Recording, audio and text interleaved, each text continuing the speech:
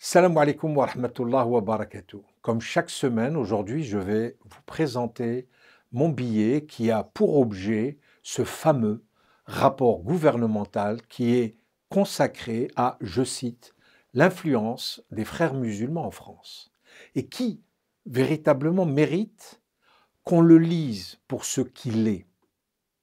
Un document beaucoup plus politique que scientifique, beaucoup plus suggestif que réellement démonstratif.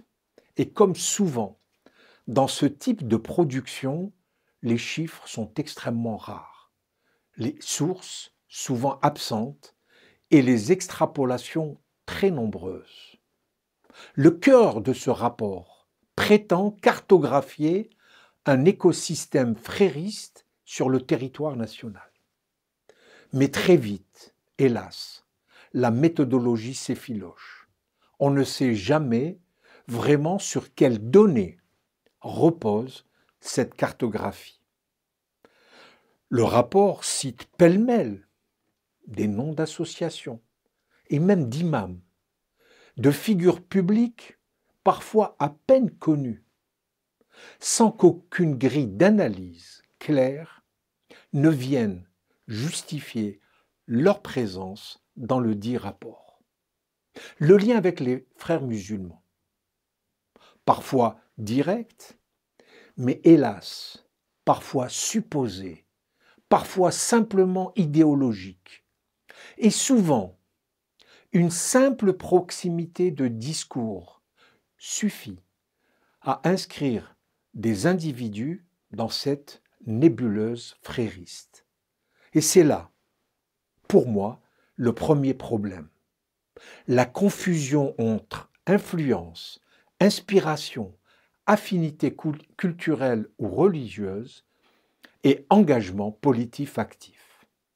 Une confusion d'autant plus problématique qu'elle finit en réalité par rendre suspect tout engagement musulman visible en France, toute parole publique issue d'un cadre religieux, toute forme de mobilisation associative issue de quartiers populaires.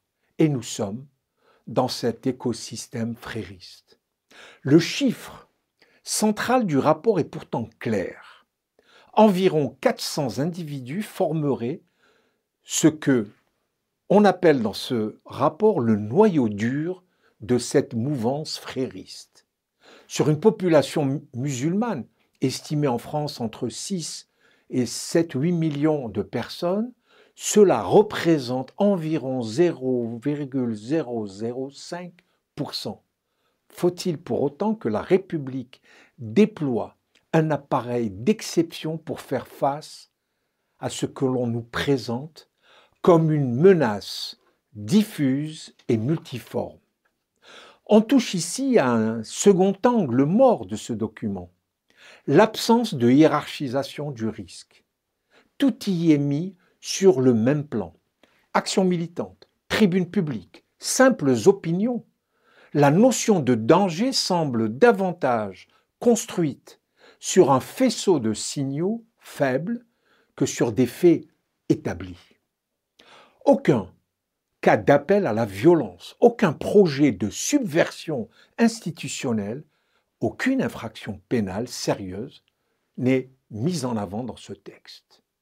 Ce qui est en jeu, sournoisement ici, c'est la perception. Et c'est là que le politique prend le pas sur l'objectivité. Mais c'est surtout le contexte qui interroge. Car ce rapport paraît dans un moment de tension, quelques semaines seulement après le meurtre abominable d'Aboubacar Cissé, fidèle musulman tué dans une mosquée au moment où il se prosternait. Et au lieu d'un apaisement, d'une reconnaissance, c'est un climat de défiance qui est instillé comme si l'ensemble d'une communauté était sommé de se justifier.